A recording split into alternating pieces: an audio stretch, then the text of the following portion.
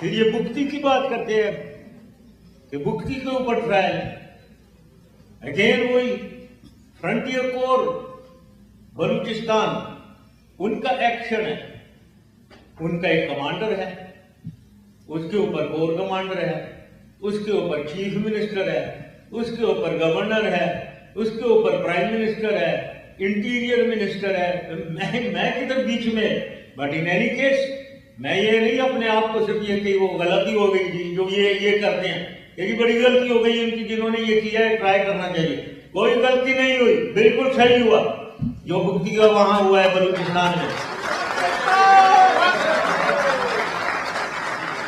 आप मुझे बताएं कि एक शख्स है जिसके लोग 65 फरारी कैंप, ये आउटलॉज के कैंप पूरे बलूचिस्तान में बिखरे हुए,